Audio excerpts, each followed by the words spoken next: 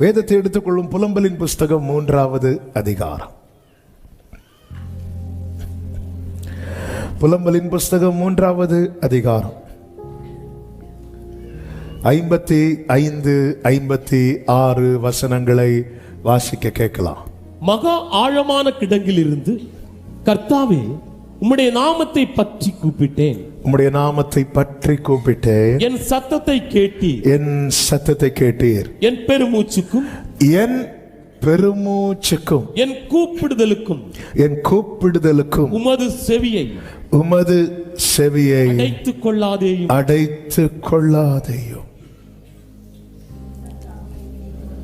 Hide not thine ear at my breathing, at my cry. என்னுடைய பெருமூச்சுக்கும் என்னுடைய கூப்பிடுதலுக்கும் நான் சத்தம் போடுறதுக்கும் நான் கதறதுக்கும் உமது செவியை அடைத்துக் கொள்ளாதையும். இந்த வாரத்தில் இந்த மாதத்துக்கான வாக்குத்தத்தம் பேசும்படியாக தான் ஆண்டவர் சமூகத்தில் அந்த வார்த்தையை வைத்து செய்தியை கேட்டுக்கொண்டிருந்தேன். ஆனால் புதன்கிழமை என்று நினைக்கிறேன் இந்த வார்த்தை ஆவியானவர் கிருபையாய் நினைவிலே கொண்டு வந்தார். புதன் அல்ல, அதற்கு முன்னாடியே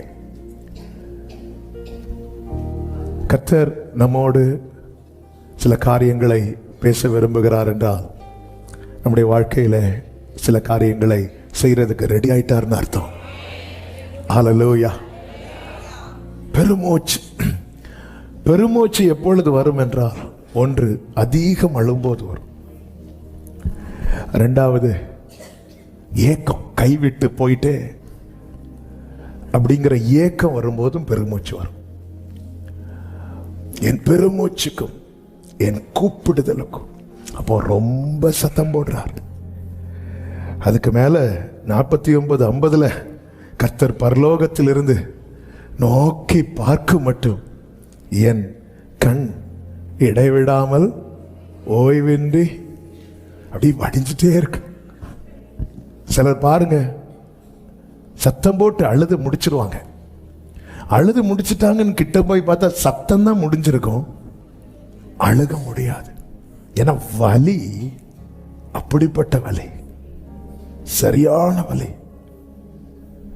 கொசு கடிக்கிறதுக்கும் பாம்பு கடிக்கிறதுக்கும் வித்தியாசம் உண்டு.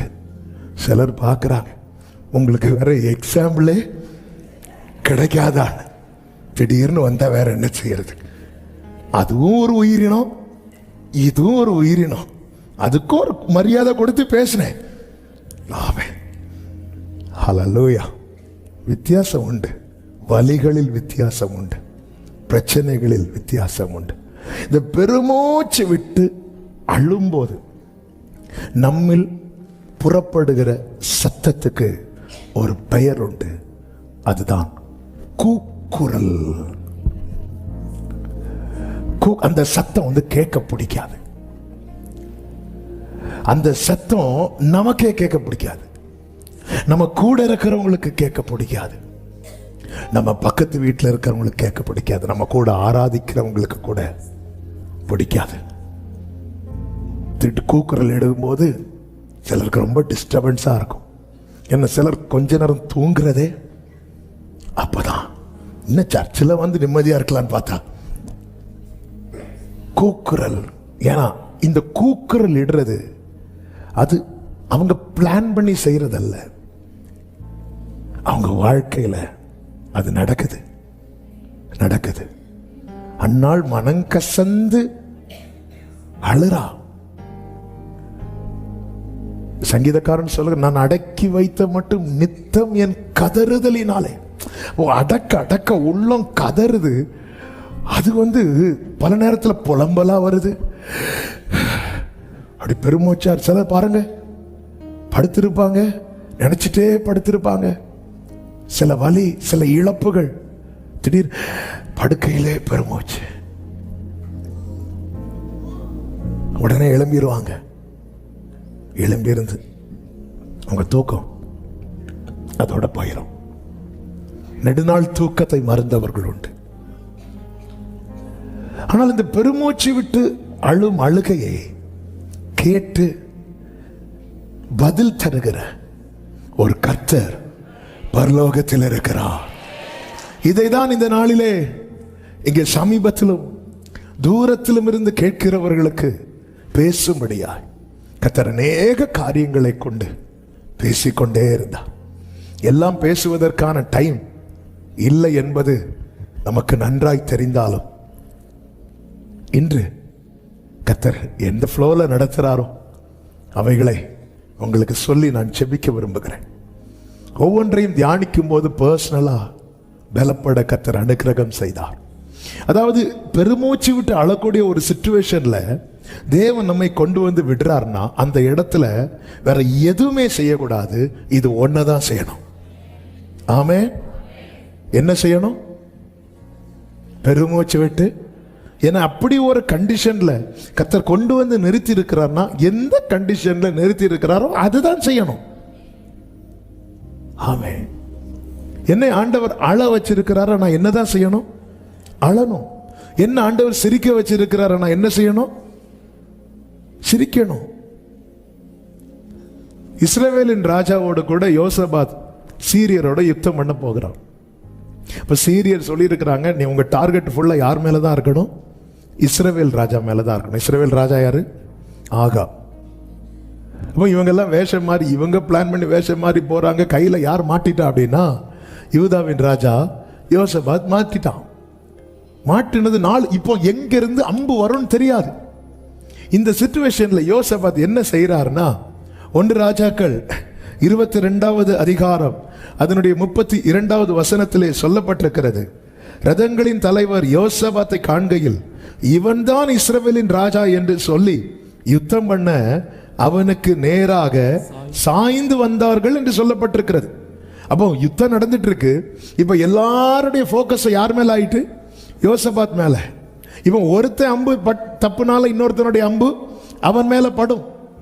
பொதுவா யுத்தம் நடக்கும்போது ஒரு ஆளை டார்கெட் பண்ணி அடிப்பாங்க, இன்னொரு ஆளை டார்கெட் பண்ணுவாங்க. பக்கத்துல தான் ஃபைட் நடக்கும்.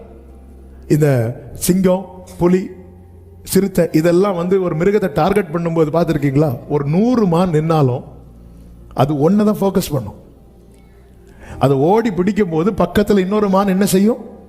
ஓடிட்டு தான் இருக்கும், ஆனால் பார்வையை மாற்றாது. ஏன்னா டார்கெட் பண்ணது அது ஒன்று. யுத்தம் நடக்கும் போது ஒரு ஆளை டார்கெட் பண்ணி அடிச்சுட்டே இருப்பாங்க. இந்த டீம்ல இருந்து ஒரு ஆள், அந்த டீம்ல இருந்து ஒரு ஆள். ஆனால் இப்போ என்னன்னா எல்லாரையும் விட்டுட்டு எல்லாரும் யார் பக்கம் திரும்பிட்டாங்க அப்படின்னா யோசபாத் பக்கம் திரும்பிட்டாங்க. அப்ப மொத்த பிரச்சனையும் சுத்தி நிக்குது. கழுத்து பக்கத்துல கத்தி.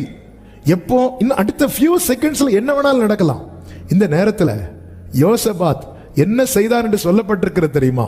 அவன் அப்பொழுது யோசபாத் கூக்குரலிட்டான். இதுதான் இன்னைக்கு செய்தி. இந்த இடத்துல யோசபாத் பரலோகத்தில் இருக்கிற எங்கள் பிதாவே அப்படிலாம் சொல்லல. இந்த இடத்துல யோசபாத் அந்த 1000 ஸ்தோத்திர பலிகள் புக்கு எங்கேயோ. சீரியா ராஜா கொஞ்சம் வெயிட் பண்ணுங்க, இப்ப வந்துறேன். கூக்குரலிட்டான். ஜெகோஷபாத் cried out. அப்படி கத்துறான்.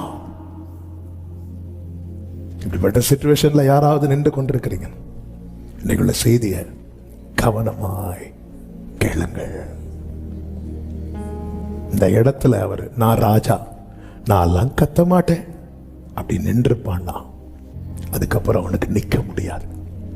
யோசபாத் கர்த்தருக்கு ரொம்ப ஃபேவரைட். யோசபாத் ஆண்டவர் சித்தம்னா சண்டே நம்ம அதை டீட்டெயிலாக கேட்கலாம். அப்போ இப்படிப்பட்ட எவ்வளவு நீ ஃபேவரட்டா இருந்தாலும், உன் வாழ்க்கை எவ்வளவு சாட்சி உள்ளதா இருந்தாலும், உன் வாழ்க்கையில ஒரு கண்டிஷன்ல நீ சத்தம் போட்டுதான், நீ கத்திதான், நீ கூக்குரலிட்டுதான், நீ பெருமூச்சு விட்டுதான் ஆக வேண்டும் என்கிற நிலை வரும்போது, நான் ராஜா, நான் இதெல்லாம் நினைக்காத. அந்த இடத்துல நீ கர்த்தரை நோக்கி சத்தமிடு. வேதம் என்ன சொல்லுகிறது தெரியுமா? அடுத்த வசனத்தை வாசியுங்கள். இவன் இஸ்ரவேலின் ராஜா அல்ல என்று ரதங்களின் தலைவர் கண்டு அவனை விட்டு விலகி போனார்கள். அவன் ஒருத்தன் கூக்குரலிட்ட போது அவனை நெருங்கி வந்த, அவனிடமாய் சாய்ந்து வந்த அந்த பட்டயம், அந்த ஆபத்து அவனை விட்டு விலகி போனது. சிறுமைப்பட்டவர்களுடைய கூப்பிடுதலை கேட்கிற ஒரு கர்த்தர் பரலோகத்தில் இருக்கிறார். எனவேதான் சங்கீதம் 9:12 சொல்லப்பட்டிருக்கிறது, சிறுமைப்பட்டவர்களுடைய கூக்குரலை மறவா. அவர் எப்படிப்பா மறப்பார்? மறக்க மாட்டார். ஒரு பிரச்சனை கழுத்தை நெருக்குது, பிள்ளைக்கு ஒரு பிரச்சனை கழுத்தை நெருக்குது, போயிருந்து அழணும், பெருமூச்சு விட்டு அழணும். ஆண்டவர், இதுல இருந்து என் பிள்ளைய வெளியே கொண்டு வந்துருங்க.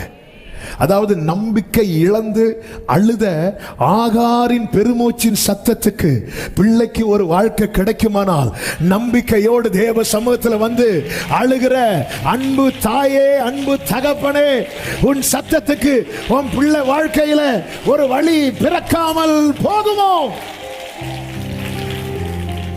ஏசாயா 22:12-13 ஆண்டவர் தீர்க்கதரிசியை கொண்டு சொல்லுகிறார், சேனைகளின் கர்த்தராகி ஆண்டவர் அக்காலத்திலே அழவும் புலம்பவும் மொட்டையிடவும் ரெட்டெடுத்தவும்.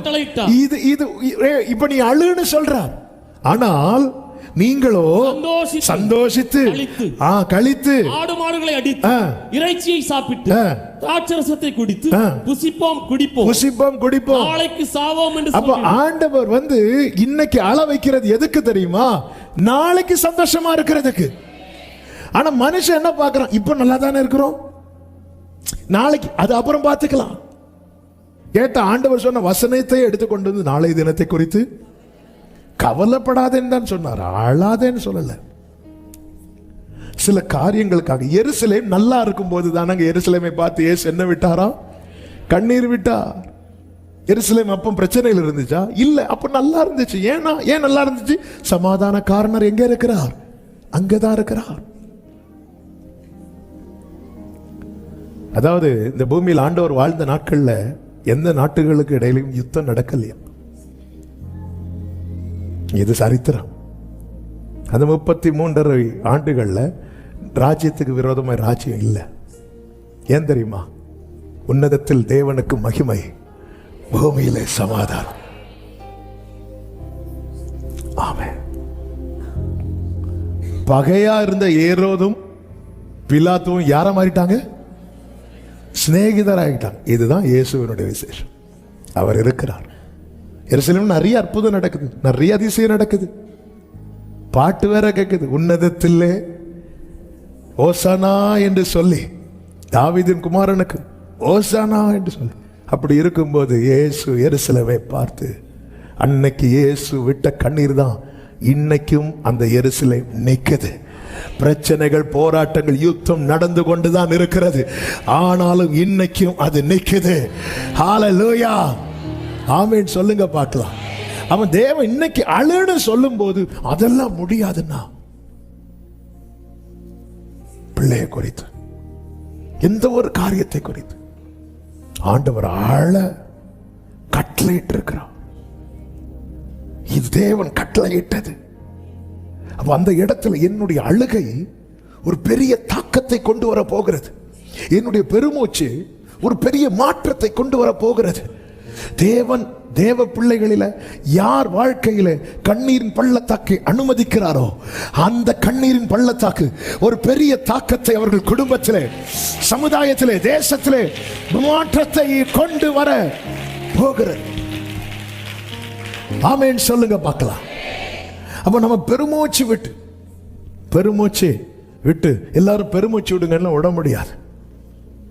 ஆமென். அது அந்த பாதையில கடக்கும் போது ஒரு தேவ பிள்ளை, என் வாழ்க்கையில் ஆண்டவர் எனக்கு மட்டும் இப்படி அப்படின்னு நெகட்டிவா திங்க் பண்ணாதீங்க.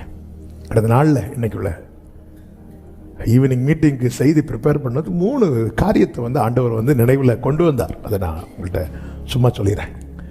ஒன்று நல்லா தெரிஞ்ச வசனங்கள் தான். ஒன்று நமக்கு தெரியும், ஆண்டவருடைய நினைவுகள், அது சமாதானத்துக்கு ஏதுவானது.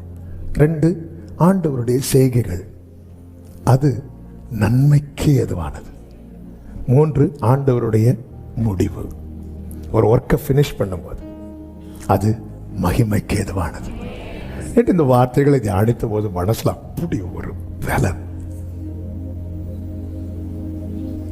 எரேமியா 29:11 நமக்கு தெரியும், நீங்கள் எதிர்பார்த்திருக்கும் முடிவை கொடுக்கும்படிக்கு உங்கள் பேரில் நினைத்திருக்கும் நினைவுகளை நான் அறிவேன், அவைகள் தீமைக்கு அல்ல. அப்போ அவருடைய நினைவு என்னதான் இருக்கு? என்னை குறித்து அவர் நினைச்சாலே அவர் என்னதான் நினைக்கிறார்? சமாதானம், தீமையை நினைக்கல. அன்றியும் அவருடைய தீர்மானத்தின்படி அழைக்கப்பட்டவர்களை தேவனிடத்தில் அன்பு கூறுகிறவர்களுக்கு சகலமும். அப்போ அவருடைய ஒவ்வொன்றையும் அவர் நடத்துறது எதுக்கு தான்?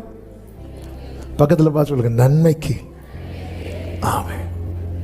கானாவூர் கல்யாண வீட்டில் இவ்விதமாய் தம்முடைய அற்புதத்தை நடப்பித்து தமது மகிமையை வெளிப்படுத்தினார்.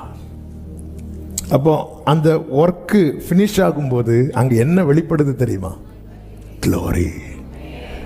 அப்போ என் வாழ்க்கையில் உலகத்திலிருந்து நிறைய எதிரான ஆயுதங்கள் எழும்பலாம், ஆனால் கர்த்தரிடத்திலிருந்து வருகிறது 3. சத்தமாக சொல்லுங்க, சமாதானம், நன்மை, மகிமை. இதை எத்தனை பேர் நம்புறீங்க? நம்புறவங்க மட்டும் வலதுகரத்தை உயர்த்தி இப்ப சத்தமாய் இந்த 3 வார்த்தைகளை சொல்லி சுதந்திரிக்க போறோம். சொல்லுங்க, சமாதானம், நன்மை, மகிமை. ரிப்பீட் பண்ணுங்க, சமாதானம், நன்மை, மகிமை. சத்தமா ஆமென். ஹalleluya. அப்போ என்ன பெருமூச்சு விட்டு அழ வைக்கிறதும் எதற்காக? சமாதானத்துக்காக, நன்மைக்காக, மகிமைக்காக. இந்த கண்ணீரின் பள்ளத்தாக்கில் என்னை நடக்க வைப்பது சமாதானத்துக்காக, நன்மைக்காக, மகிமைக்காக. நம்ம பெருமூச்சு விட்டு அழும்போது கர்த்தர் செய்கிற 5 காரியங்கள். 1 பேசினாலே இன்னைக்கு முடிஞ்சிடும். ஆனாலும் பலப்படுத்தின சில வார்த்தைகளை சொல்லி மீதி பாயிண்ட்டை டச் பண்ணிட்டு அப்படியே நம்ம முடிக்க போறோம். சில பார்க்குறாங்க, எப்பவும் இப்படி தானே செய்வீங்க, நடக்கட்டும். ஹalleluya. எனக்கு ரொம்ப சந்தோஷம். கடந்த நாளில் ஒரு குறிப்பிட்ட இடத்துக்கு, ஒரு குன்னூர் பகுதியில் தான் ஒரு மீட்டிங் போயிருந்தேன். அப்போ ஒரு சகோதரன் மீட்டிங் முடித்து வந்தான். குறிப்பிட்ட ஒரு இடத்துல ஒரு மெசேஜ் கொடுக்குறேன். 3 பாயிண்ட்னு சொல்லி தொடங்கிட்டேன். 2 பாயிண்ட்ல முடிஞ்சு அந்த தம்பி வந்துட்டு பேப்பர் பெண்ணோட நினைக்கிறேன் இப்படி வந்துட்டு, பாஸ்டர் அந்த 3வது பாயிண்ட். இப்போ நான் 3வது பாயிண்ட்டுக்கு எங்கே போவேன்? நானும் சொல்லி சொல்லி பார்க்குறேன். இல்லை பாஸ்டர், அது இன்னும் அப்படி வராது, அது 2வது பாயிண்ட் இல்லை, அது 1வது பாயிண்ட்ல. அப்படி தம்பி, என் கூட இருக்கிற பிரதர்கிட்ட நம்பரை வாங்கிக்கோங்க.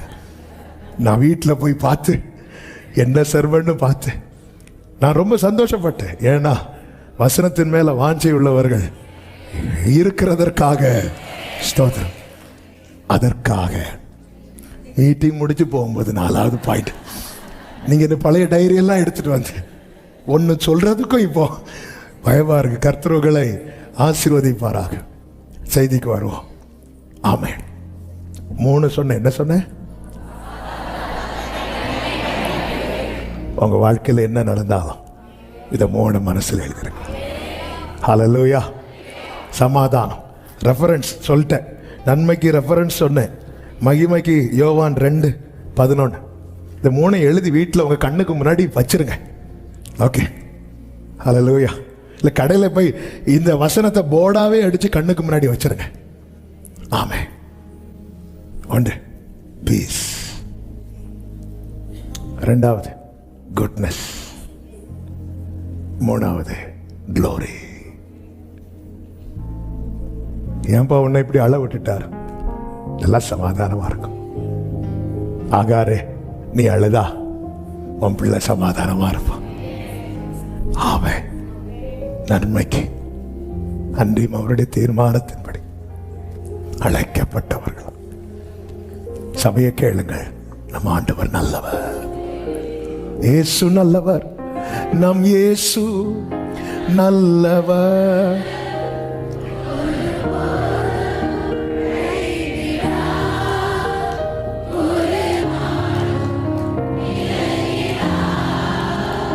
மகிமை மகிமையா இருக்கும். நிறைய காரியம் முடிகிறது வரை தெரியாது.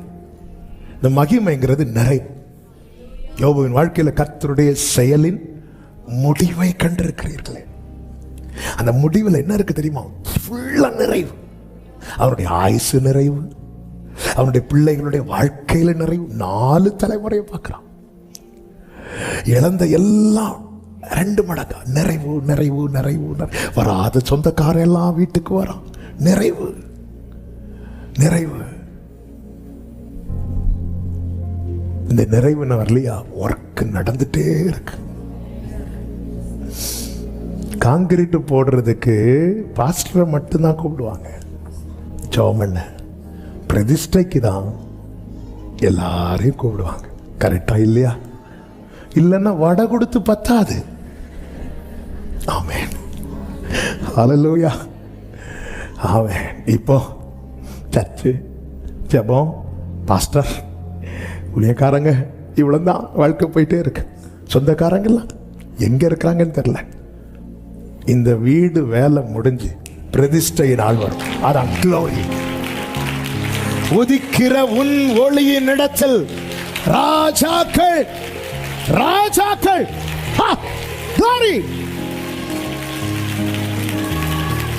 Jesus Jesus Jesus. பக்கத்துல பார்த்து சொல்லுங்க, வேலை நடந்துட்டு இருக்கு. சில தூக்கத்துல இருந்து எழும்பி கேட்பாங்க, எங்க என்ன வேலை நடக்கு, எனக்கு ஏதாவது வேலை கிடைக்குமா அப்படிலாம் கேட்பாங்க. கண்டுக்காதீங்க, ஆமென், வேலை நடந்துட்டு இருக்கு.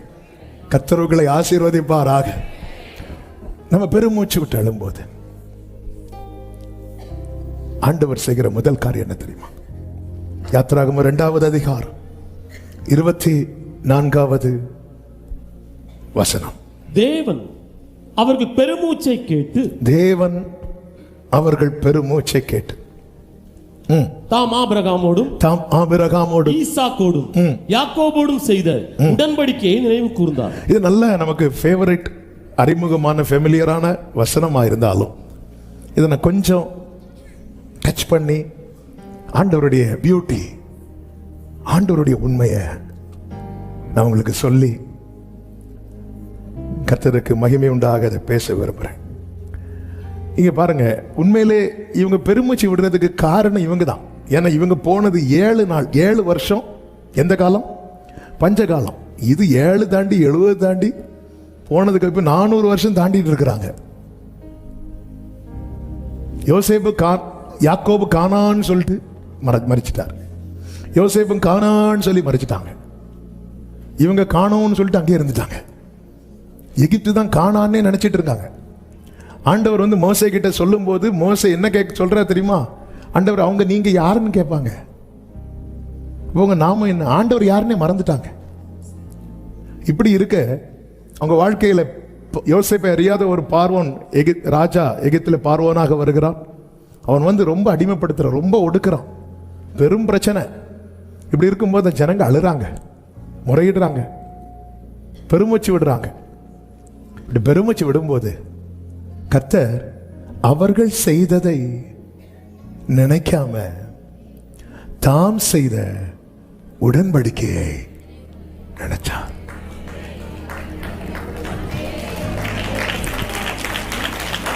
ஹல்லேலூயா. ஒரு பிள்ளை 12th ஃபெயில் ஆயிட்டு, ஃபெயில் ஆகி அழுதுட்டு இருக்கு. ஃபெயில் ஆகி அழுதுட்டு இருக்கும்போது போறாங்க. என்ன, ஃபெயில் ஆயிட்டு உடனே அவங்க என்ன சொல்லுவாங்க தெரியுமா?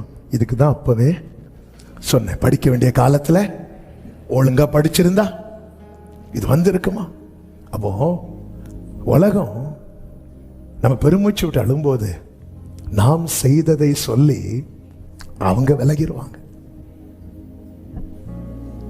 ஆனா ஆண்டவர் இந்த இடத்துல இவர்கள் பெருமூச்சு விட்டு அழும்போது அவர்கள் செய்ததை சொல்லி இருந்தா, நினைச்சிருந்தா, ஆண்டவர் அந்த இடத்துல இறங்கி இருக்கவே மாட்டார். இந்த இடத்துல தான் என் ஆண்டவருடைய உண்மை வெளிப்படுகிறது. அவர்கள் செய்ததை அல்ல, தான் செய்த உடன்படிக்கையை. ஹalleluya. தாம் செய்த உடன்படிக்கை.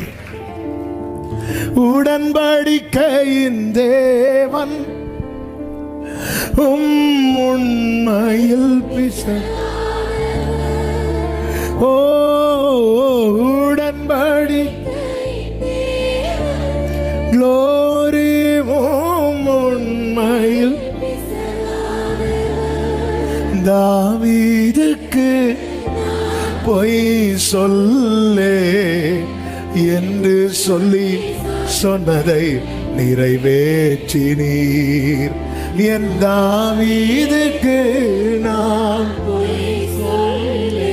ஆமென் என்று சொல்லி சொன்னதை நிறைவேற்றினீர். மறவாமல் நினைப்பவர் இயேசையா நிறைவேற்றி தாம் செய்ததை தாவீதுக்கு கர்த்தர் சொன்னார் 89 சங்கீதம் 34 என் உடன்படிக்கையை மீறாமலும் என் உதடுகள் விளம்பினதை மாட்டாமலும் my covenant will I not break. நான் அதை பிரேக் பண்ண மாட்டேன். என் உடன்படிக்கையை மீறாமல் சொல்லிவிட்டு அடுத்த வசனத்திலே சொல்லுகிறார், ஒரு விசை என் பரிசுத்தத்தின் பேரில் ஆணையிட்டே தாவீதுக்கு நான் பொய் சொல்ல மாட்டேன். தாவீது மரித்து தாவீதுக்கு பிற்பாடு சாலமோன் நாட்களிலே கர்த்தருக்கு பிரியமில்லாத கோபமூட்டும் காரியங்கள் செய்யப்பட்டது. அப்பொழுது கர்த்தர் ராஜ்யத்தை அவன் கையிலிருந்து பறிக்க சித்தம் கொள்ளுகிறார். ஆனாலும் தாவீதுக்கு கொடுத்த வாக்கின்படி சாலமோன் நாட்களில் அதை செய்யாமல் சாலமோனுடைய குமாரன் ரெகோபயாம் நாட்களிலே அதை கர்த்தர் செய்கிறார். அப்படி செய்யும் போது இந்த காரியத்தை யெரொபெயாமுக்கு அகியாவை கொண்டு பேசுகிறார். பேசும்போது என்ன சொல்லுகிறார் தெரியுமா? 1 ராஜாக்கள் 11:31 இதோ நான் ராஜ்யத்தை சாலமோனுடைய கையிலிருந்து எடுத்து கிழித்து உனக்கு 10 கோத்திரங்களை கொடுப்பேன் சொல்லிவிட்டு 32 ஆனாலும் என் தாசனாகிய தாவீதுக்காகவும் நான் இஸ்ரவேல் கோத்திரங்களில் எல்லாம் தெரிந்து கொண்ட எருசலேம் நகரத்துக்காகவும் ஒரு கோத்திரம் அவனுக்கு இருக்கும் சொல்லிவிட்டு 39 சொல்லுகிறார், இப்படி இந்த காரியத்தின் நிமித்தம் தாவீதின் சந்ததியை சிறுமைப்படுத்துவேன், ஆகிலும் என்னாலும் அப்படி இராது என்று சொல்லுகிறார். அதன் அர்த்தம் என்ன? என் பிரச்சனை நிலையானது அல்ல, அவர் உடன்படிக்கை நிலையானது. ஹalleluya. உடன்படிக்கையின் தேவன் உண்மையில் பிசகாதவர். உடன்படிக்கையின் தேவன் உண்மையில் பிசகாதவர். தாவீதுக்கு நான் பொய் சொல்லே என்று சொல்லி சொன்னது நிறைவே. ஆமென். ஆண்டவருக்கு தாவீது ரொம்ப துதிச்சதும் தெரியும், தாவீது ரொம்ப அழுததும் தெரியும். பொதுவாகவே தாவீது துதிக்கும் போது யாரெல்லாம் பார்க்க மாட்டார், ஆனா அழும்போது தள்ளி போயிடுவார். நமக்கு தெரிந்தது சங்கீதக்காரன் தாவீது, கர்த்தருக்கு தெரிந்தது சங்கீதக்காரன் தாவீது மட்டுமல்ல, பெருமூச்சு விட்டு அழுகிற. அதனாலதான் யெரொபெயாம் சாலமோன் இவங்களெல்லாம் நினைச்சு அவங்க கையிலிருந்து வாங்கும் போது கூட அவர் சொல்றார், இப்ப நான் சிறுமப்படுத்துறேன், என்னாலும் அப்படி இராது. அப்போ சில தண்டனை சில பிரச்சனை என் வாழ்க்கையில வந்தது உண்மைதான், ஆனால் அது நிலை கிடையாது. என்னோடு அவர் செய்த உடன்படிக்கை நம்புறவங்க மட்டும் நல்ல கைகளை தட்டி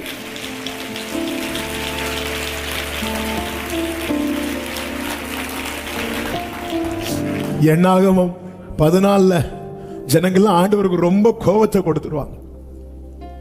அதனால கர்த்தர் சொல்லுகிறார் 34வது வசனத்துல, நீங்கள் தேசத்தை சுற்றி பார்த்த 40 நாள் இலக்கத்தின்படியே ஒவ்வொரு நாள் ஒவ்வொரு வருஷமாகவும் நீங்கள் 40 வருஷம் உங்கள் அக்கிரமங்களை சுமந்து என் உடன்படிக்கைக்கு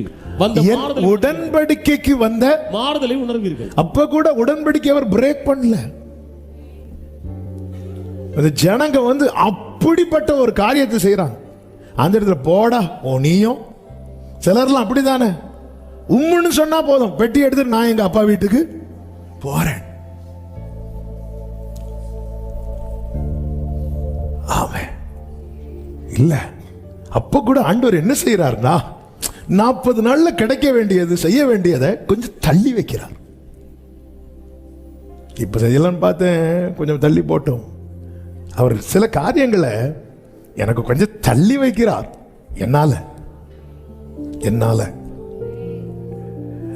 ஆமே, சில காரியங்கள் கிடைக்காததும் கையில வராததும் போச்சுன்னு நினைச்சு இதை கேட்டுக்கொண்டிருக்கிறவர்களுக்கு இயேசுவின் நாமத்தில் உடன்படிக்கை இருக்கா? சில காரியங்களை தள்ளி வைக்கிறாரே தவிர தடை பண்ணவில்லை. நீ அந்த உடன்படிக்கைக்குள்ள வா. ஹல்லேலூயா. ஆமே, சில காரியங்கள் தள்ளி போகுது. உடன்படிக்கைக்கு ஒரு சின்ன மாறுதல் வருதே தவிர சின்ன மாறுதல் இல்லை அது. அந்த மாறுதலுக்கு காரணம் யாரு? நாம தான். ஆமென்.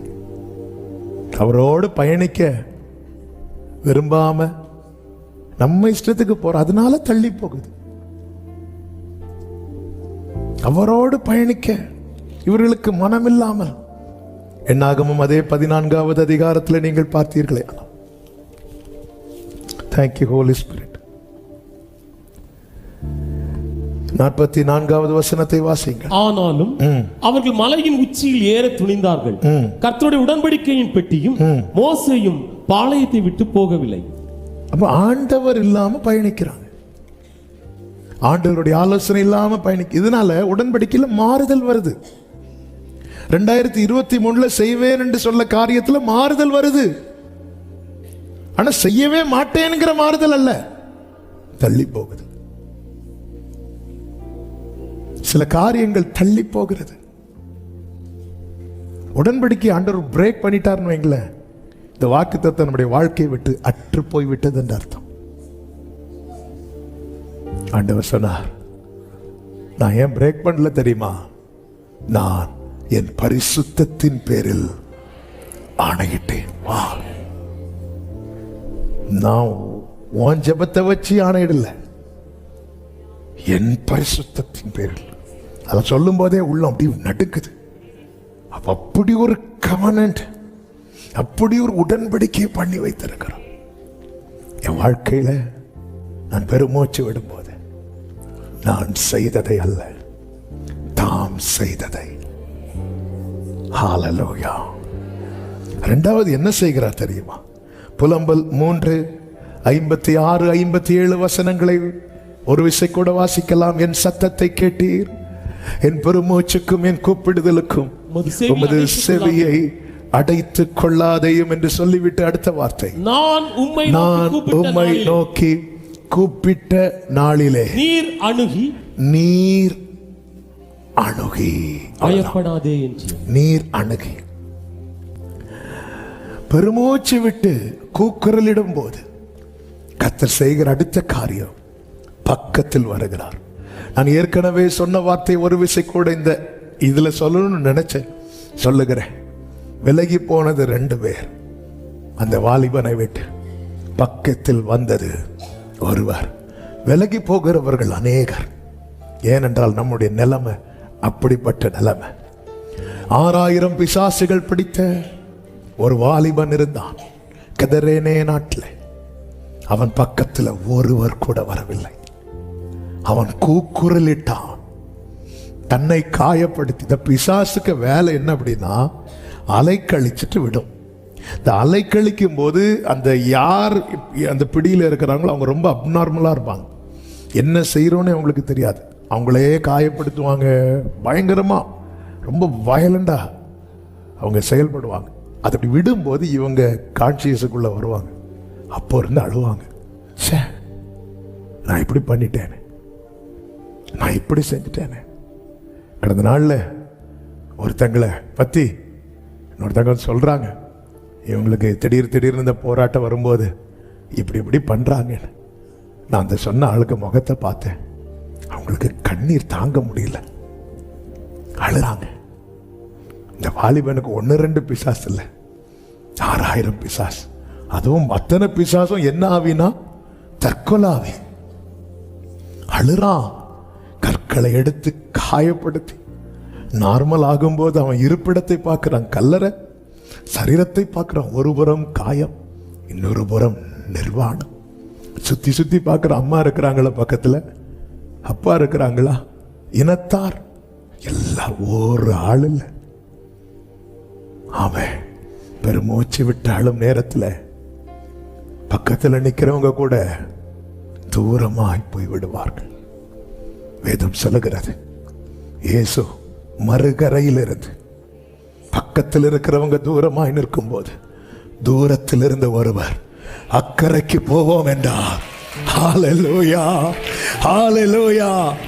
என் நிலைமையை பார்த்து எனக்கு பக்கத்தில் இருக்கிறவர்கள் தூரமாய் போனாலும் தூரத்தில் இருந்து என்னை அறிகிறவர் என் பக்கத்தில் வருவார். யோபு ஒரு வார்த்தையை சொல்லுவார் பாருங்க, அவருடைய நிலைமையை குறித்து. இளைஞர்கள், முதியவர்கள், பெரியவங்க, தெருவில் இருக்கிறவங்க எல்லாம் ஒரு காலத்துல என்ன பார்த்தா எழுப்பி நிற்பாங்க. இப்போ என் நிலைமையை பார்த்து அவங்க என்ன செய்யறாங்களா? யோபு 30:10 யோபு சொல்லுகிறார், என்னை அருவருத்து, அடுத்த வார்த்தை, எனக்கு தூரமாகி என் முகத்துக்கு முன்பாக துப்ப. இந்த வார்த்தையை அப்படியே விஷுவலா உங்க கண்ணுக்கு முன்னாடி கொண்டு வாங்க. வசனம் புரியலன்னா அப்படி கொண்டு வந்துடணும். அப்பதான் அதோடைய, அதாவது யோபுவுக்கு நிலைமையை பார்த்ததும் ஐயோன்னு சொல்லிட்டு தூரம் போறாங்க. நேத்து இவங்க யோபுவை பார்த்து பேசியிருப்பாங்க, யோபுட்ட பழகி இருப்பாங்க. அப்ப யோபு என்ன பண்றாரு அப்படின்னா, இவன் யோபுவை பார்த்து அருவருத்து தான் தூரம் போனதுன்னு தெரியாம யோபு அவங்கள பார்த்து இப்படி கை காட்டி அவங்க கிட்ட போறதுக்கு ஒரு ஸ்டெப் எடுத்து வைக்கும் போது யோபு தங்க கிட்ட வரக்கூடாது என்பதற்காக அவன் முகத்துக்கு முன்பதாகவே துப்புறாங்க.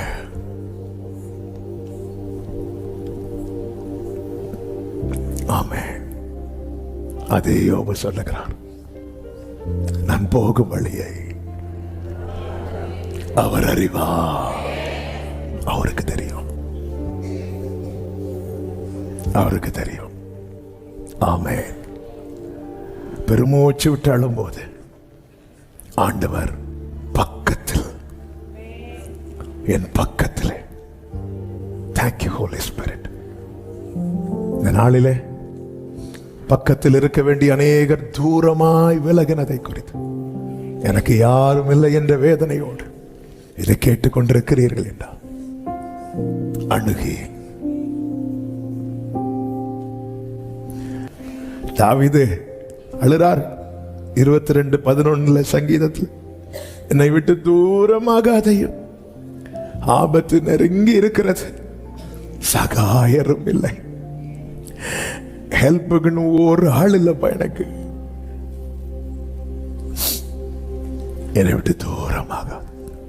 அதே தாவீதை வச்சு ஆண்டவர் சொல்ல வைத்தார், நான் மரண இருளின் பள்ளத்தாக்கில் நடந்தாலும் பொல்லாப்புக்கு பயப்படே, தேவரீர் என்னோடு, உலகமே எதிர்த்தாலும் என்னை விட்டு கொடுக்க மாட்டார், தாய் தந்தை மறந்தால் என்னை மறந்திட. ஆமென். யோபுவின் நிலைமை இப்படி இருக்க யோபு ஆண்டவரை குறித்து சொல்லுகிற ஒரு வார்த்தை உண்டு. 23வது அதிகாரம் 9வது வசனத்தை வாசிக்க கேட்கலாம். இடதுபுறத்தில் அவர் கிரியை செய்தும் அவரை காணேன். வலதுபுறத்தில் நான் அவரை காணாதபடி ஒளித்திருக்கிறார். முந்தின வசனத்தில் என்ன சொல்றார்? இதோ நான் முன்னாக போனாலும் அவர் இல்லை, முன்னாக இல்ல, பின்னாக போனாலும் அவரை காணேன். அடுத்த வார்த்தையில சொல்லப்பட்டிருக்கிறதை கவனியுங்கள். இப்ப என்ன பாருங்க, இங்கே இருந்து ஏதோ ஒண்ணு செய்றார், இங்க நான் பார்க்காதபடிக்கு. அப்ப உன் ஆண்டவர் எங்கன்னு யோபிட்ட கேட்டா யோபு சொல்லுவாரு, ஒண்ணு இங்க இருக்கிறார், இல்லன்னா எங்க இருக்கிறார். யோபு, உன் பிள்ளைங்க எங்க? ஆடு மாடுகள் எங்க? உன் பணம் எங்க? உன் சம்பாத்தியம் எங்க? உன் வேலைக்காரங்க எங்க? உன் சொந்தக்காரங்க எங்க? உன் ஆண்டவர் எங்க? ஒண்ணு இங்க இருக்கிறார், இல்லன்னா இங்க இருக்கிறார், என் பக்கத்துல தான் இருக்கிறார், என் நாடு தான் இருக்கிறார்.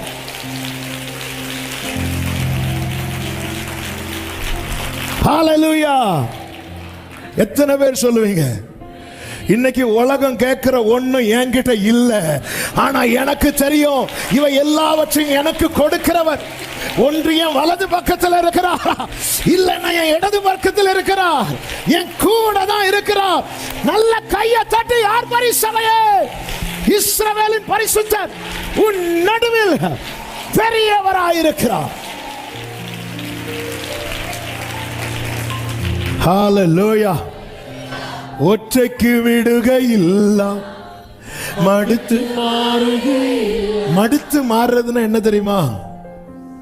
சில பாருங்க, எல்லாம் வரக்கூடிய போன்கள் தான். என்ன வேண்டாம், என்ன பார்த்தாலே அவருக்கு பிடிக்கலன்னாரு. எப்படி கல்யாணம் பண்ணீங்க? பிடிச்சு கல்யாணம் பண்ணோம். யாரை பிடிச்சிங்க? இல்ல, எங்களுக்கு மாறி மாறி பிடிச்சு இப்போ பிடிக்கல, இதான் மடுத்து. ஐயோ, வேண்டாம் வேண்டாம் வேண்டாம் வேண்டாம். இப்படி எத்தனை உண்மையிலே. நான் இந்த பாட்டை லாக்டவுனில் தான் கேட்டேன். டாக்டர் பிளஸன் மேமனோட சாங் எனக்கு பர்சனலாக ரொம்ப மினிஸ்ட்ரி பண்ண பாடல்கள் இது ஒன்று. அப்போ நான் பாடும்போது ஆண்டவர்கிட்ட கேட்டேன், ஆண்டவரே சும்மா என் கூட வர உங்களை போர் அடிக்கலையா ஆண்டவரே? இப்படி உங்களுக்கு போர் அடிக்கலையா ஆண்டவரே? இல்லைவா, ஏன் அப்படி லவ் பண்ணிட்டு ஒன்று அப்படின்ட்டார். எல்லாருக்கும் போர் அடிக்கும், நம்ம கூட ரொம்ப நேரம் பேசினா எல்லாருக்கும் போர் அடிக்கும். நான் பேசலன்னா தான் அவருக்கு போர் அடிக்கும். இயேசுவின் கூடுள்ள யாத்திரை போனை வீட்டுக்குள்ள கொண்டு வந்து வைக்கிறோம். ஹாலுக்கு போயிட்டு வந்திருப்போம், கிச்சனுக்கு போயிட்டு வந்திருப்போம், சில பாத்ரூமுக்கு. போன் எங்க? போன் காணல. எத்தனை பேர் பக்கத்து வீட்டு காமௌண்ட் எத்தி சாடி அங்க போய் ஒண்ணு இங்க. என்ன நம்பிக்கைங்க. அடுத்துதான் சொல்றார், நான் போகும் வழியை அவரனை சோதித்த பின். அன்னைக்கு உன்னை சுத்தி எப்பவுமே ஒரு கூட்டம் இருந்துச்சுல, அவங்க எங்க இருக்கிறாங்க? தெரியல. யோபு, உனக்கு என்ன தெரியும்? உன் ஆண்டவரை பத்தி சொல்லு. எங்க இருக்கிறார்? முன்னாடி இருக்கிறாரா? இல்லன்ட்டான். பின்னாடி காணேன். அப்ப இங்க ஒண்ணு இங்க இருக்கிறார், இல்லைன்னா இங்க இருக்கிறார். என்ன செஞ்சிட்டு இருக்கிறார்? எனக்காக ஏதோ ஒன்றை.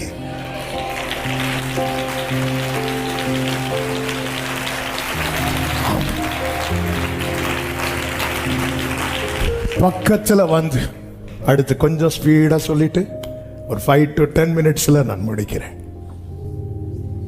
உடன்படிக்கையை நினைக்கிறார். பக்கத்துல வந்து என்ன செய்கிறார்? அதே 57வது வசனத்தில் சொல்லப்பட்டிருக்கிறது. புலம்பல் 3:57. நான் உம்மை நோக்கி கூப்பிட்ட நாளிலே நீர் அணுகி பயப்படாதே என்றீர். பயத்தை போக்குறார். எப்படி பயத்தை போக்குறார் தெரியுமா? என் பிரச்சனையை மாற்றி அல்ல, வார்த்தையை தந்து. 3 விதமான பயம்தான் ரொம்ப நம்மளை ஆட்கொள்ளும். 1, உயிர் பயம். 2, எதிர்காலத்தை குறித்த பயம்.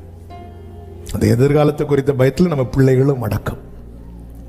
3 சத்துருவை குறித்த பயம். இவங்க ஏதாவது பண்ணிடுவாங்களோ, இவங்க ஏதாவது இந்த லிஸ்ட்ல நிறைய சொந்தக்காரங்களும் வருவாங்க, எல்லாரும் வருவாங்க. அவர் வந்து பக்கத்துல பயப்படாத அப்படின்ட்டார். பயப்படாத. ஆண்டவர் ஒருவனை பார்த்து பயப்படாது என்று சொல்லுகிறார் என்றாலே அவன் வாழ்க்கையிலே நிறைவேற போகிற வாக்குத்தத்தம் இருக்கிறது என நிச்சயம். ஆமீன் சொல்லுங்க பார்க்கலாம். பக்கத்தில் பயப்படாது. அவ்வளவுதான். வேற ஏதாவது பேசுனாராங்க? அங்க ஏதாவது வேற பேசுற இல்ல, ஒரே வேர்டு அப்படின்னு அர்த்தம் என்ன? உனக்கு நான் வேண்டிய வார்த்தை ஏற்கனவே மெடிடேஷன்ல கேட்டாலும் ஒரே வேர்டு தான், ஒரே வேர்டு தான், பயப்படாத. ஃபர்ஸ்ட் சொல்லுவார், பயப்படாதே, நான் உனக்கு துணையா இருக்கிறேன், நான் உன்னை புதிதும் கூர்மையுமான பற்கள் உள்ள. இது ஆரம்பத்தில் சொல்றது. ரெண்டாவது சொல்லும்போது ஒரே வேர்டு தான், பயப்படாத. மீதி வேர்டை நீ ஞாபகத்தில் வச்சு சொல்லு. ஆவே கர்த்தருடைய வார்த்தை. காலையில் ஆண்டவருடைய வார்த்தையை, அந்த வார்த்தையின் வல்லமை நீங்க கவனிச்சிங்கன்னா, அந்த பவுல் 275 பேர் கூட டிராவல் பண்ணுவார். இப்படி டிராவல் பண்ணும்போது திடீரென்று கொடுங்காற்று அடிக்கும். அப்போ அதில் வேதத்தில் ஒரு வார்த்தை சொல்லப்பட்டிருக்கும். அப்போஸ்தலர் 27:15 கப்பல் அதில் அகப்பட்டு கொண்டு. எதில் அகப்பட்டதுன்னா முந்திர வசனத்தில் இருக்கிறது. திடீரென்று ஒரு யூரோக்ளித்தோன் எனும் கடுங்காற்று அதன் மேல் மோதிட்டு கப்பல் என்ன செஞ்சுதான்? அதில் அகப்பட்டு கொண்டு. இந்த கப்பலுக்குள்ள யார் அகப்பட்டு? பவுல் இருக்கா. மற்றவங்கள விடுங்க, வார்த்தை உள்ளவனை சொல்லுவோம். ஆமென். பொதுவாகவே நம்ம இருக்கிற சிச்சுவேஷன்லாம் சர்ச்சுக்குள்ள எல்லாரும் வார்த்தையுடையவர்கள், அப்படிதானே? ஆனா வெளியே போனா நமக்குள்ள மட்டும்தான் வார்த்தை இருக்கும், மீதி ஃபுல்லா இப்படிதான் பவுல் இருக்கிற மாதிரி தான் நம்ம இருப்போம். இங்கே பார்த்தா நம்ம ஆமேன்னு சொல்ல கை தூக்குறதுக்கு முன்னாடி பக்கத்தில் இருக்கவங்க காலையும் சேர்த்து தூக்கிடுவாங்க ஆமேன். ஏன்னா அவங்க வந்து நமக்கு தான் கர்த்தர் இந்த வார்த்தையை, எல்லாம் வார்த்தையுடையவர்கள். கரெக்டு தானே? பக்கத்தில் அப்படிதானே கேளுங்க. பக்கத்தில் கரெக்டு தான். ஆமாம், டவுட் ஆயிட்டு. ஆனால் நம்ம வீட்டில் அப்படி கிடையாது, நாம் இருக்கிற சிச்சுவேஷன் அப்படி கிடையாது. பவுல் அப்படிப்பட்ட இடத்துல இருக்கிறான், அகப்பட்டு கொண்டது கப்பல். அப்போ கப்பல் அகப்பட்டுச்சுன்னா அதுக்குள்ள இருக்கிற எல்லாரும் அகப்பட்டுட்டாங்க. அடுத்த ஒரு வார்த்தை இருக்கு பாருங்க, காற்றின் போக்கிலே கொண்டு போகப்பட்டோம். இந்த காற்று எங்க கொண்டு போகுதுன்னு தெரியாது. எலியாவை எது எடுத்துட்டு போச்சு தெரியுமா? சுழல் காற்று. உடனே தீர்க்கதரிசிகளின் புத்திரர் தூரத்திலிருந்து பார்த்துட்டு இருக்கிறாங்க. நீங்க வீட்டில் போய் இதை படிச்சுக்கோங்க. அவங்க உடனே எலிசா கிட்ட வந்து என்ன சொல்றாங்க தெரியுமா? 2 ராஜாக்கள் 2வது அதிகாரம் நானே வாசிக்கிறேன். அதனுடைய 15-16 வசனத்துல, நாங்க ஒரு 50 பேர் இருக்கிறோம். ஒருவேளை கர்த்தருடைய ஆவியானவர் அவரை எடுத்து பர்வதங்களில் ஒன்றின் மேலாகிலும் பள்ளத்தாக்குகளின் ஒன்றிலாகிலும் கொண்டு போய் வைத்திருப்பார். ஏன்னா எதுல போனார் எலியா? சுழல் காட்டுல போனதுனால நிச்சயம் இல்ல. ரதம் வந்துச்சு, ஆனா போனது எதுல? சுழல் காட்டுல போனதுனால நிச்சயம். ஒருவேளை அங்க இருக்கலாம், பர்வதங்களில் ஒன்றின் மேல இருக்கலாம், அல்லது பள்ளத்தாக்கு. இதுதான் காற்றில் அகப்பட்டு. காற்று எங்க கொண்டு போச்சோ அதன் போக்கிலே கொண்டு போகப்பட்டோ. இப்போ யோசேப்பு போற போக்கு தெரியும். இவன் இங்கதான் போறான், எகிப்தில போறான். நமக்கு சரித்திரம் தெரிஞ்சதுனால கர்த்தருடைய வார்த்தை இவன் வாழ்க்கையில நிறைவேற போகுதுன்னு தெரியும். ஆனா காற்றின் போக்கில ஒருத்தன் போகும்போது அவனுக்கு நிச்சயமே கிடையாது. இது எங்க போகும், எங்க முடியும், என்ன ஆகும், ஒண்ணுமே தெரியாது. அப்படி எந்த நிச்சயமும் இல்லாத நிலையிலும் பவுல் எழுந்து நின்று சொல்லுகிறார், எனக்கு சொல்லப்பட்ட பிரகாரமாகவே நடக்கும் என்று. ஹல்லேலூயா. அதாவது நம்ம ட்ராக் சரியா போயிட்டு இருந்தனா நமக்கு ஒரு நிச்சயம் இருக்கும். என்ன நிச்சயம் தெரியுமா? இதெல்லாம் வசனம், இது என்னன்னு தெரியாது, எந்த கேரண்டி கிடையாது. நாங்க எப்படி போகிறோம்?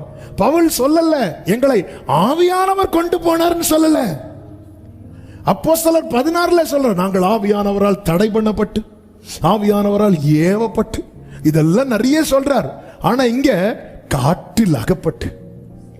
யார் அகப்பட்ட? பவுல் மட்டும் இல்ல, மற்றவங்க எப்படி அகப்பட்டாங்களோ அதே காற்றில பவுலும் அகப்பட்டான். மற்றவர்கள் எப்படி பாதிக்கப்பட்டார்களோ அதே போல பவுலும் பாதிக்கப்பட்டான். மற்றவர்களுக்கு என்ன சேதமோ அதே போல பவுலுக்கும் சேதம் இருந்தது. ஆனால் அது நடுவில் பவுல் எழுந்து நின்று சொல்லுகிறார். எப்படி இந்த தைரியம் வந்தது பவுல்னா, பவுல் சொல்றார், நான் சேவிக்கிறவர் அவருடைய தூதனை என் பக்கத்துல கொண்டு வந்து நிறுத்தி. இதுதாங்க வார்த்தையினுடைய வல்லமை. காற்று போற போக்கில் எப்படிங்க வாழ்க்கை போகுது? அது பாட்டுக்கு போயிட்டே இருக்கு. எங்க போகுது? சுழல் காட்டுல போனவனை குறித்து பார்க்கிறவங்க சொல்றாங்க, ஒருவேளை பர்வதத்தின் மேலேயோ அல்லது பள்ளத்தாக்கில் ஒன்றிலோ தெரியல, நாங்க போய் பார்த்துட்டு வரோம். எலிசாவும் பாருங்க, ஃபர்ஸ்ட் எலிசாவை நோண்டவங்கல்ல இந்த தீர்க்கதரிசிகள் புத்திரர். உனக்கு தெரியுமா அவரை எடுத்துக்கொள்ள போறாங்க. அப்படி இவனை ப்ரெஷர் பண்ணி பார்த்தார் எலிசா, இவங்களை சும்மா இருக்கணும், நீங்க போய் பார்த்துட்டு வாங்கன்னு சொல்லிட்டு அங்கேங்க அலைய விட்டுட்டு, இல்லையா சரி ஸ்தோத்திரம் வீட்டுக்கு போயிட்டு வாங்கன்னு அனுப்பி விட்டுட்டார். கர்த்தருக்கு மகிமை உண்டாவதாக. இதான் காற்று அப்போ நிச்சயமே இல்லை, போகும் பாதை தெரியாது, ஒன்றும் தெரியாது. ஆனாலும் அவர் பக்கத்துல வந்து நின்று, இங்க பாரு நான் உன்னை என்ன சொன்னேங்க, சாட்சியா இருக்கணும் ராயருக்கு முன்னாடி, அது நடக்கும். இன்னைக்கு இதே போல வாழ்க்கை என்பது நிச்சயம் இல்லாம உயர் மலையோ பள்ளத்தாக்கோ தெரியல, நாளைக்கு நான் மேலே இருக்க போறேனா அல்லது கீழே இருக்க போறேனா தெரியல. இப்படி நிச்சயம் இல்லாம காற்று போற போக்கிலே வாழ்க்கை போய் கொண்டிருக்கிறதா? என்னை கேட்டுக்கொண்டிருக்கிற ஒவ்வொருவருக்கும் சொல்லுகிற வார்த்தை தான், வார்த்தை இருக்குதா? அவர் உங்க பக்கத்துல தான் இருக்கிறார், பயப்படாதே என்கிறார். நாலாவதாக அதே வசனத்திலே சொல்லப்பட்டிருக்கிறது, 58வது வசனத்திலே வழக்கை நடத்துகிறார். என்னுடைய இந்த புலம்பலுக்கான ரீசன் என்ன? என்னுடைய இந்த பெருமூச்சுக்கான காரணம் என்ன? வேதம் உலகம் உன்னை விசாரிப்பாரட்ட செய்யவன் என்று சொல்லும் போது கர்த்தர் இருக்கிறார் உனக்காக. சிறுமையானவனின் வழக்கையும் எளியவர்களின் நியாயத்தையும் கர்த்தர் விசாரிப்பார் என்று அறிவேன். கவனிங்க, தாவீதுக்கு தான் எல்லாம் அனுகூலமா இருந்தாலும் உரியாவின் கண்ணீருக்கு கர்த்தர் தாவீது கிட்ட கணக்கு கேட்டான். அந்த உரியாக்காக அழுறதுக்கு அவன் மனைவியை தவிர வேற யாரும் கிடையாது. அந்த கண்ணீருக்கு தேவன் தாவீது கையில கணக்கு கேட்டார். ஹல்லேலூயா. உங்களுக்கு ஒரு பிரச்சனைனா வந்து நிக்க ஒருவரும் இல்லை. நியாயம் உங்களுக்கு எடுபட்டு போச்சு, கேஸுக்கு வழக்குக்கு போக காசு இல்லை. ஆமேன். இப்படிப்பட்ட அநியாயம், அக்கிரமங்கள், துணிகரங்கள் உங்களுக்கு விரோதமாய் நிற்கும் போது உங்களிடத்திலிருந்து புறப்படுகிற அந்த பெருமூச்சின் சத்தத்தை கேட்டு வழக்கை எடுத்து நடத்துகிற ஒரு கர்த்தர் பரலோகத்தில் இருக்கிறார். ஆண்டவர் சமூகத்தில் அழுகிற இந்த வார்த்தை ஆண்டவர் எழுத வைத்தது அப்படியே சொல்லுகிறேன். தேவ சமூகத்திலே சில காரியங்கள் எனக்கு நியாயம் கிடைக்கவில்லை, நீதி கிடைக்கவில்லை என்று கண்ணீர் வடித்துக் கொண்டிருக்கிற அன்பு சகோதரா சகோதரி, இந்த வார்த்தை அப்படியே சொல்லுகிறேன். வழக்கு நடந்து கொண்டிருக்கிறது. எந்த கோர்ட்ல? பரலோக கோர்ட்ல வழக்கு நடந்துட்டு இருக்கு. அதனாலதான் பைபிள் சொல்லுகிறது, சீக்கிரமாய் நியாயம் செய்வார். பரலோக கோர்ட்ல வழக்கு நடந்து கொண்டிருக்கிறது. உன் தானியத்தை சத்துருக்களுக்கு ஆகாரமாய் கொடுக்க மாட்டார். வழக்கு முடிஞ்சிட்டுனா கைக்கு வந்திருக்குமே, இன்னும் வரலையே. அப்போ வழக்கை வழக்கு நடந்துட்டு இருக்கு. எப்பத்துல இருந்து வழக்கு ஸ்டார்ட் ஆச்சுன்னு கேட்டா சொல்லுங்க.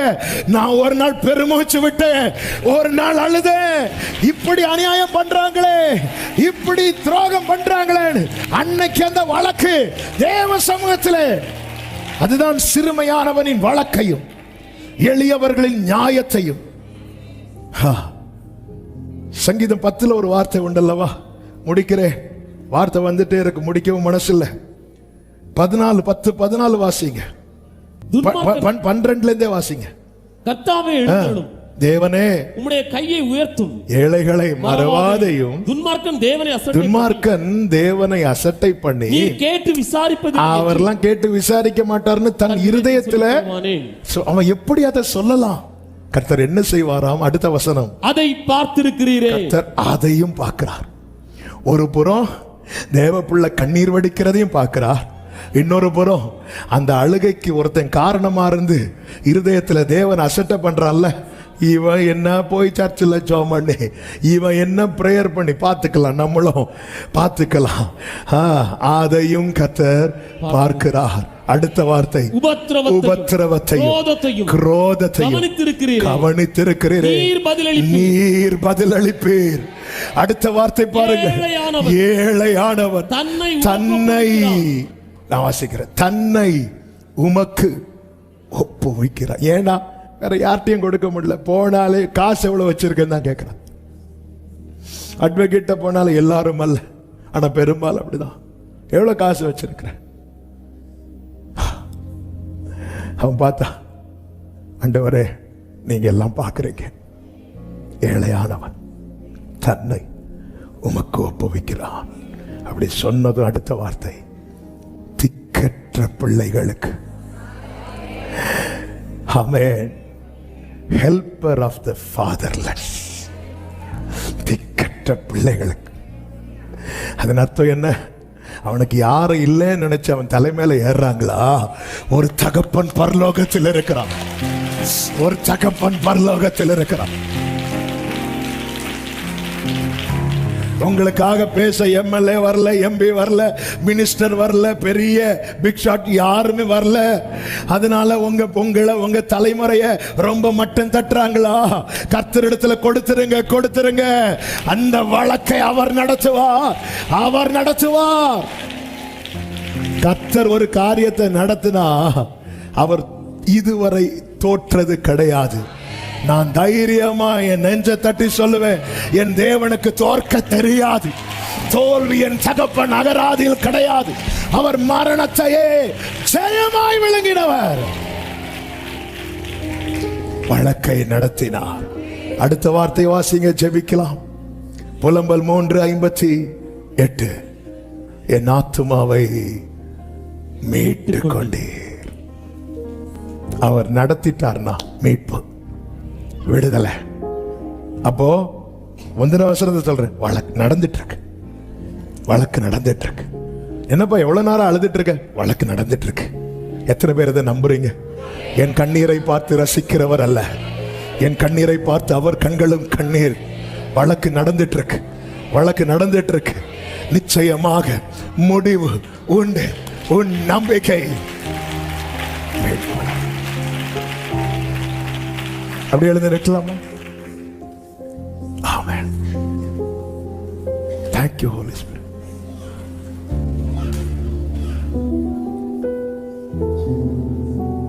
கண்ணீரு வீணால் ஒப்பி எடுத்து തുരുത്തിയിലാക്കുന്ന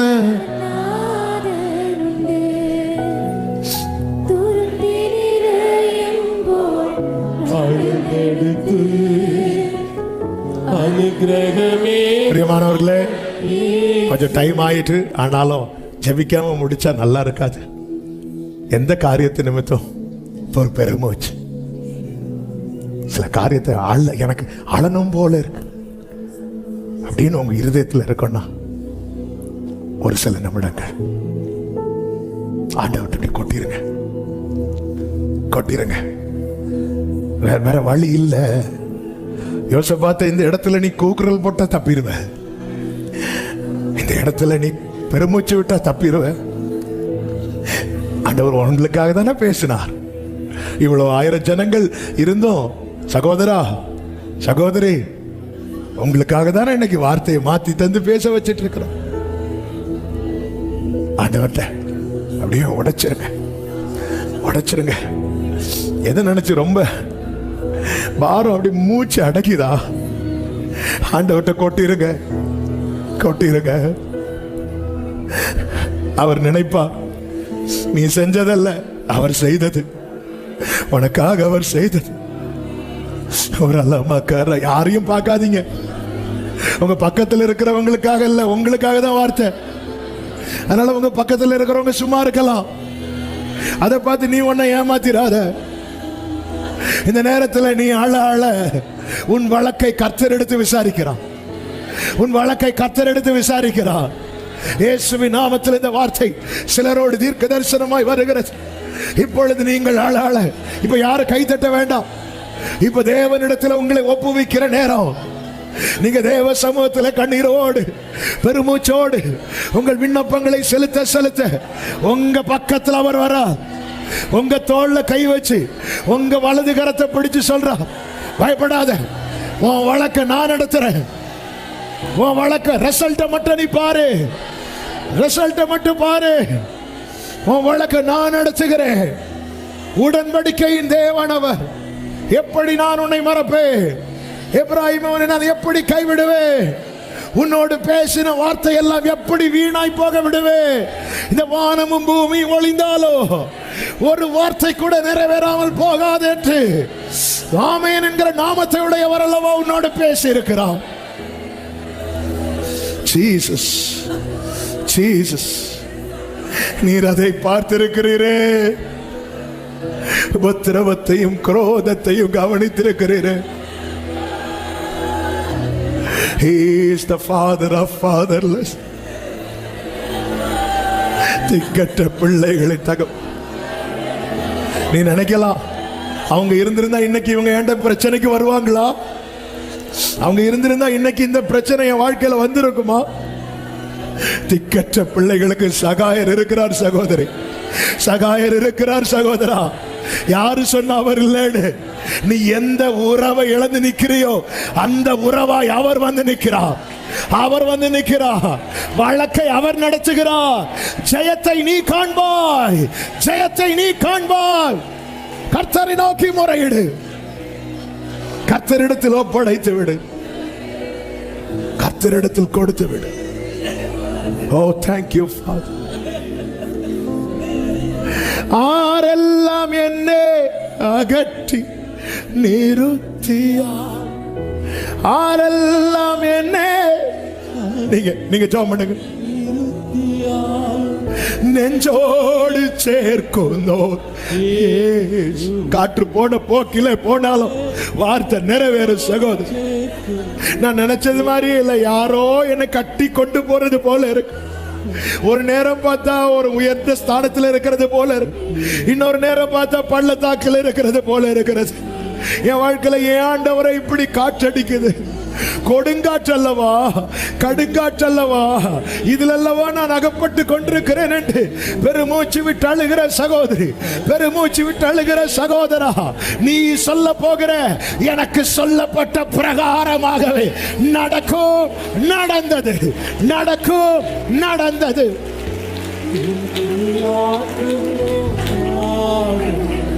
ஓ துருத்தி, நான் அழுறது அவருக்கு பிடிக்காது. ஏன் பிடிக்காதுன்னு அவருக்கு வலிக்கும், அவருக்கு வலிக்கும்.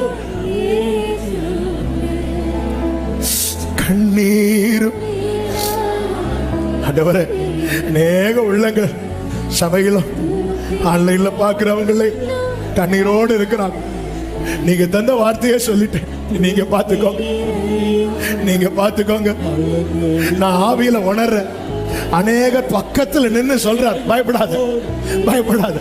அநேகர் பக்கத்தில் நின்று, நிறைய பேர் பக்கத்துல, உங்க பக்கத்துல யோபு மாதிரி வலது பக்கத்துல இடது பக்கத்துலயா தெரியும், ஆனா பக்கத்துல பக்கத்துல நிக்கிறாரா, பக்கத்துல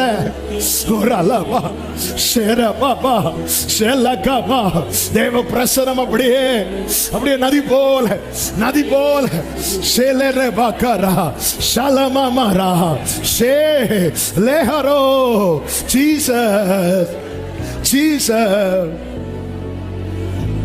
ஓ துருத்தி நிறையும்போ என் கண்ணீரை இன்னொரு துருத்தியில விட அனுமதிக்க மாட்டான். எனக்கான அளவு, என் கண்ணீருக்கு ஒரு அளவை வச்சிருக்கிறான். அதுக்கு மேல கண்ணீர் விட எனக்கு திராணி இருக்காதுன்னு அவருக்கு தெரியும். அதனாலதான் மழையும் குளங்களை நிரப்பும். அப்படியே உங்க ரெண்டு கைகளை உயர்த்து ஒரே ஒரு வார்த்தை சொல்லுங்க, அப்பா உங்ககிட்ட தந்துட்டேன்ப்பா, உங்ககிட்ட தந்துட்டேன்பா, உங்ககிட்ட தந்துட்டேன்பா. என்னை கைவிடா glory.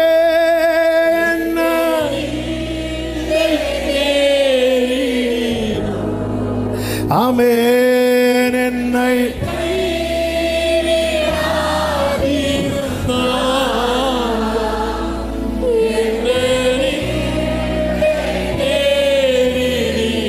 ஓ உமக்காக யாவும் சகி. உங்க பலன், உங்க பலன்.